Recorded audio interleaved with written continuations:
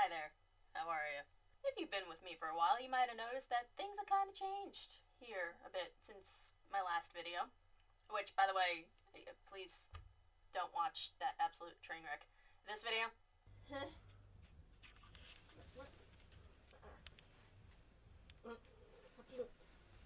Not an egg roll. Don't watch it. Trust me. If you have seen it already, I'm going to let you know that the storyline element of that video series that I was trying to bring back is now dead kaput in the ground. I was going to try to bring back the storyline that I had cooking up in my head since college, but those of you that gone through college or had hobbies going through college will know that life tends to get in the way and fuck shit up for you. Storyline wasn't really going to go anywhere. I didn't really have a set thought for the storyline. It wasn't going anywhere. So maybe if I have another storyline element, I'll bring it back as a separate series. But for right now, this is just a review series, so don't worry about not watching them in any particular order and not being able to follow the storyline. There is none. Yay. Dead. That was a dumpster fire. My personal life and the storyline. I'm fine. No, really, I am. I'm fine. I am going to keep the core concept of the review series going, which is reviewing historically centered movies, or TV shows, that seems to be happening a lot lately, and documentaries. Because we live in a world of stupid right now. Have you seen the world lately? And we've also forgotten how to analyze anything. History included. Oh god, history included. So, without further procrastination, this is the top 10 hardest documentaries to watch, but you really should.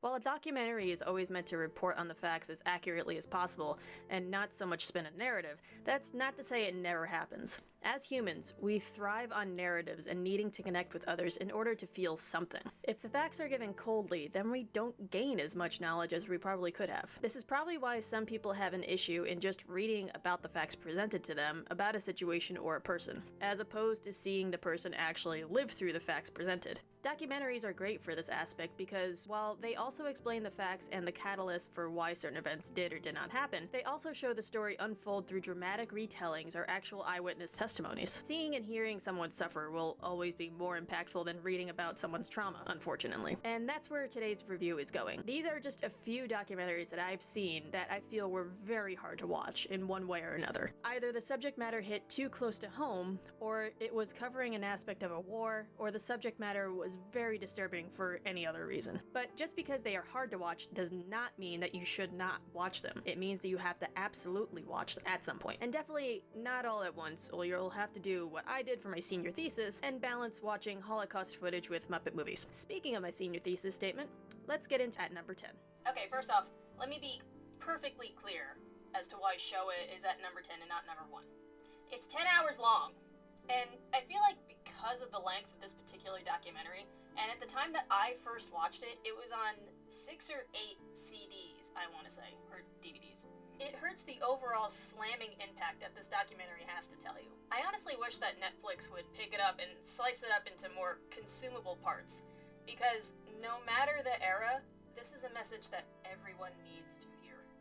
If you can remember back to high school history class, Showa is a term used by those specifically affected by the Nazi Party's gross deeds, and is meant to denote a gross human-made catastrophe. While others know the war crimes as the Holocaust, the names all tell the same story of absolute human cruelty. And Showa runs the entire gambit of what that part of history has to tell. Concentration camp survivors, rebels that helped their fellow man try to avoid the camps or the ghettos, interviewing Nazi defectors, as well as those brought in for those crimes that did not denounce their gross ideologies. Showa, in its 10-hour runtime, took over 11 years to produce and leaves absolutely nothing out. But, like I said earlier, please watch it in small doses. Again, the only reason Showa is at number 10 is because of the length, and even though I had to watch it on and off for my senior thesis, I sadly cannot recall any full length of the documentary, just bits and pieces. But thankfully, we live in the YouTube Netflix era where people can upload the documentary in its entirety, and you can pick up right where you left off in case it becomes too much to watch after a while. Just have Muppet Christmas Carol on standby, it'll help balance your thoughts out. Trust me on that. You know, thinking about it, these are going to get progressively harder to put a number to. So, I'm gonna say right now, don't bother worrying about the numbering system. Right now it's just a handy number 10 list, and none of them rank further or higher than the other one. Because this next documentary will either make you want to change species, or just leave the planet for good and try somewhere else. Blackfish follows the story of SeaWorld's illegal orca snatching business. Oh yeah, I'm not pulling any punches on this one. It makes me physically angry to think about this story, specifically following one male orca named Tilikum. The documentary starts off by showing how orca babies are separated from their families and sold to SeaWorld. By the way, even back then, still super illegal. Following Tilikum's growth to being one of the largest orcas in prison, captivity, to unfortunately being one of the most abused and neglected orcas in imprisonment captivity, I'm sorry. Thankfully, the people who ran the documentary did their due diligence to this film and tracked down all of SeaWorld's shady dealings, including a death overseas in the Canary Islands, to multiple deaths in various locations in the US. While I'm sure you can see where the documentary is eventually going, I don't want to say much more of what was covered, except that in a small sense of comfort, just know that Tilikum is no longer suffering, and his story has indeed made an impact for the orcas at SeaWorld, and that it has stopped the practice of keeping them in tiny prison pools. No, I mean that. Orcas have zero place in captivity. They don't need it. Next tissue tale! Continuing on the whole humans don't deserve animals and we need to reset society as a whole genre, very small genre, the Ivory Game covers exactly what you think it would.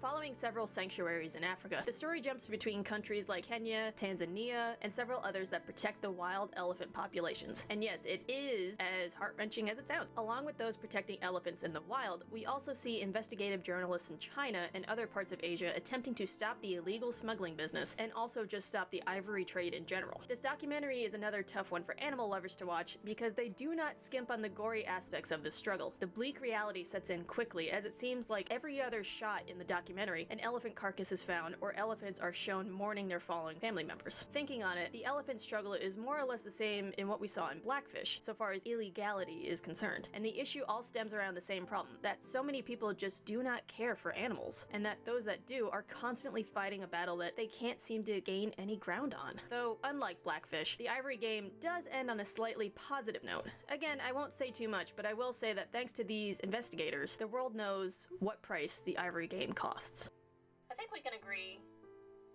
as a society that anything involving kids is going to be particularly difficult to cover and let alone watch or put together, for that matter of fact, through any age, obviously, but the younger they are, the harder it is to stomach the information of something terrible happening.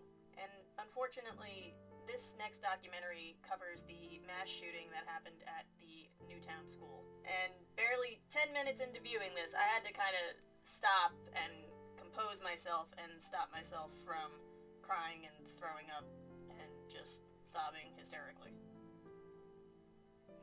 It's a lot. So, be warned of going into this next documentary.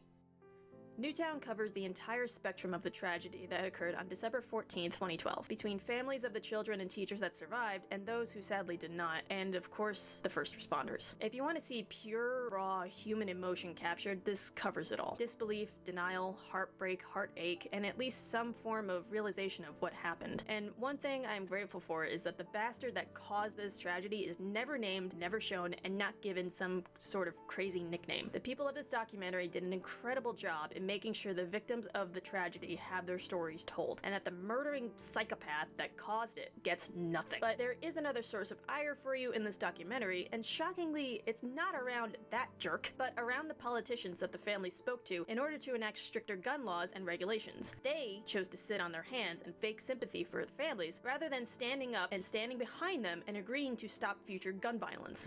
Fuck those weasels who said, yeah, dead kids are bad, but we're gonna keep things as they are, we think it's fine. Fuck them. I had a feeling this list would get to me, but holy gods. This one is just destructive in more than one way. In 2008 in Austria, Elisabeth Fritzl returned home after being gone for over 24 years. What seems to be the reason as to why she returned is due to her 19-year-old daughter's failing health. However, the police of her town figured out that there is more to this case than just a simple disappearance case. They soon discover that she never in fact left home and was kidnapped and held hostage in the basement of her family home by her own father, Joseph Fritzl. And from there, the story just gets sicker and sicker. The documentary interviews a family member, previous tenant, as well as Elizabeth's closest childhood friend. It also answers the question of how was this sentient pile of garbage able to keep his daughter in the basement for over 24 years? Well, somewhat. Anyway, there still seems to be many unsolved questions in this case. One such being, how did the wife not know or hear what was going on? Regardless, this documentary is hard to stomach, and to try and fathom the depths and get into that abomination's mind is just disgusting. This was by far the second hardest one to sit through without having just constant anxiety. And if you recall anything about your high school history classes, you remember when you found out that America used the atomic bomb. But I'm fairly certain you've never seen the telling of it quite like this. The reason why I wanted to list this one at number 2 is the sheer volume of anxiety and stress you feel just from watching it progress and play out. You know exactly what is about to be inflicted on the people of Japan, and by proxy the world, but the documentary really takes its time building up what Japan was like before the bomb was dropped. And you come into a real conflict while watching this, because you want to reach through your screen and pull the kids through to safety, and you want to be there and tell them, don't drink the water, it's radioactive, or get as far away or you'll continue to be sick, or run to the countryside, today cannot be avoided. And I think that is why this is such a difficult documentary to watch, because you know what is going to happen and you cannot avoid it. But the human side of you wants so desperately to stop it from happening. You want so bad for the people in charge to do an about-face to prevent all this destruction and save their people. And most of all, you want to save the people who are still alive from the daily nightmares they surely still see when they close their eyes. Quite honestly, I wanted this one at number 2 when the numbers had a meaning, but by the time I watched this one and then wrote the script, Hiroshima wound up being one of the last ones that I actually watched, so it got kind of lost in the jumble of watching these. And of course, much like Showa, I immediately followed this with the Muppet Christmas Carol. Why is my default sad? Then Muppets. Why are Muppets the moral palate cleanser? I feel like the case that this documentary covers did not get nearly enough of the attention that it needed, or deserved. And I also feel like I need 10 showers and a full decontamination after this. Enjoy! This documentary details the absolutely disgusting serial killer Arthur Shawcross and shows what raw evil in a human looks like. Responsible for killing at least a dozen women in Rochester, New York, as well as 2 children in Watertown, this documentary makes sure that you leave with some very visceral emotions towards this thing. On top of being a serial killer and child rapist, Shawcross is also a prolific liar, giving the reason for his killings that he had gotten AIDS from the women he killed. He did not. He was a weapons specialist in Vietnam War. He wasn't. And that he ate the sexual organs of 3 of his victims. Oh gods, I fucking hope not. The only other thing I can say to the team that covered this topic is, how did you not want to punch this fucker in his blinking face? Blink one more time, damn it! This documentary is perfectly titled for what it covers. Just Melvin, just evil. The documentary uncovers the hideous underbelly of a family's secrets, and also shows what the majority of the women in the family all have in common, and that is the abuse that they suffered at the hands of their father, Melvin Just. The narrator, James Ronald Whitney, details all of the misguided ways of how his family tried to work through their abuse due to the actions of the monster that was Melvin Just. From talking about his own abuse to his mother's multiple suicide attempts to his aunt's self-destructive behaviors, Melvin Just completely ruined any family that he wormed his way into. I think the more troubling aspect of this documentary is that majority of the people in the family that were affected have very high IQs and are, or were, very talented. Ron went on several game shows and usually cleaned house when he did. He was a professional dancer and overall a very charismatic guy. His mother ranked very high with her IQ as well and seems successful in what she is doing during the time of the documentary. His aunts range between musically inclined to athletically talented, but unfortunately, it seems that the grandmothers, the wives of the disgusting garbage pile, were less than perceptive to the swamp thing invading their lives and ruining their children's lives. There is a ton to unpack with this documentary, but I will say that the ending is worth the watch. Oh, but first, fuck the priest at the end. Trust me, it will make sense when you watch it. The dude did not know how to read a crowd.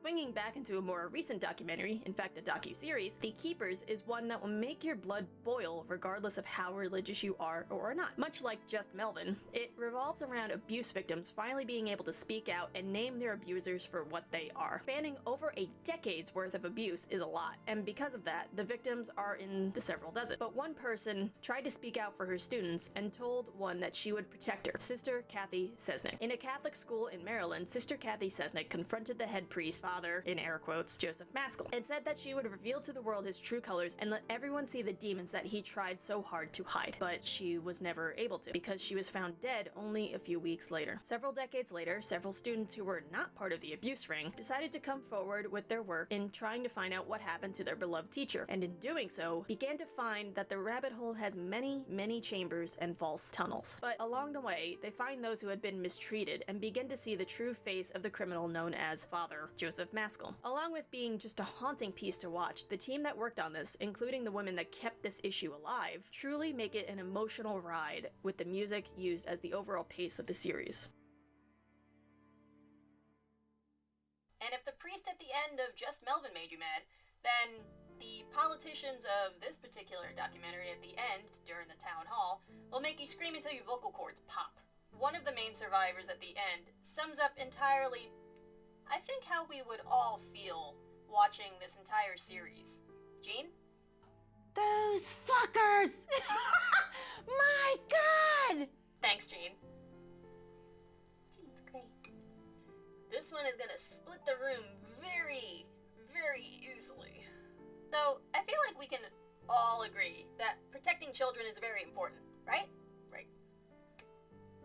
And if you can't agree to that, then you're automatically suspicious, right? Right. Well, so what do you do with someone who confesses that they find children sexually attractive?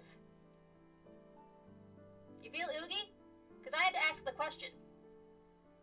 I feel oogie.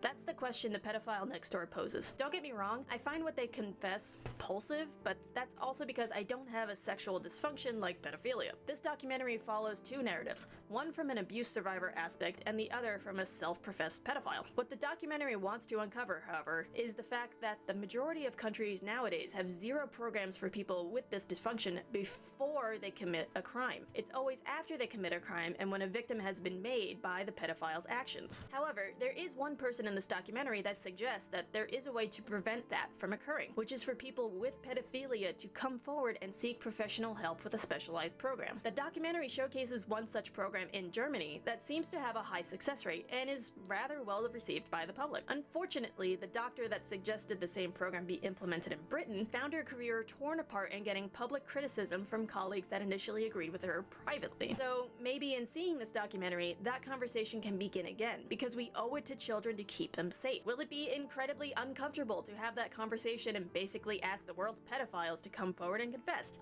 Yeah, 1000%. But if it protects children from being abused by adults, then we need to start those conversations and show that we will protect our children.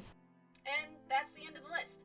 I have a feeling there's going to be a couple of more similar lists made, specifically specifically for documentaries, because this seems to be the era of documentaries and tell-alls just spurting out from the ground like Old Faithful. Pretty reliably, too. I don't have a watch, but... And just to be clear here, these are just a few of the documentaries that I have seen and feel have impacted me personally. So, if you can think of any documentaries that would be particularly hard to watch, but you need to, at some point, let me know in the comments down below, and I will gladly make another one of these lists. But, until next time, bye-bye, my lovelies!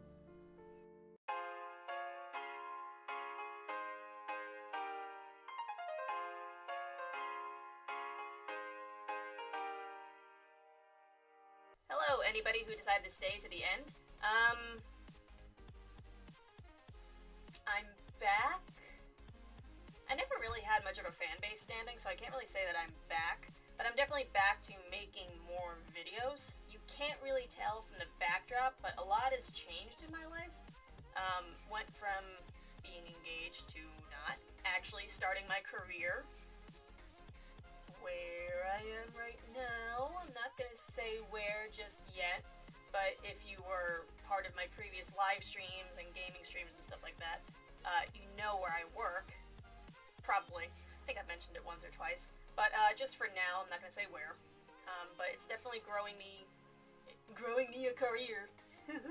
He's growing me a career now. It's definitely getting me where I need to be. And I'm also in another relationship.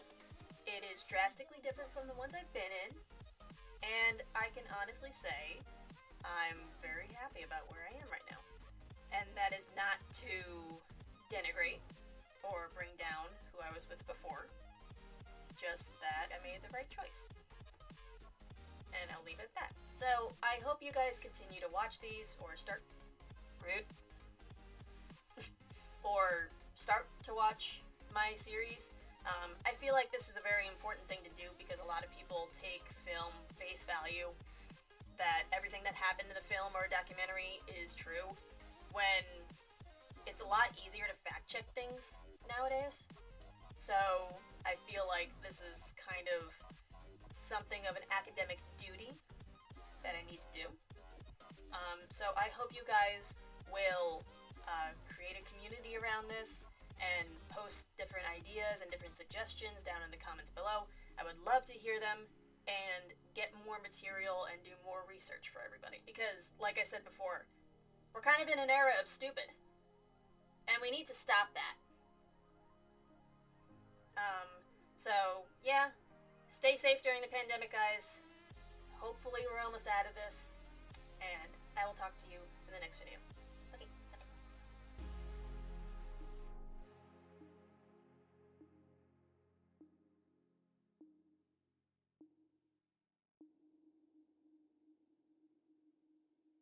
These are fake, by the way. I didn't get my nose and my lip pierced. These are fake.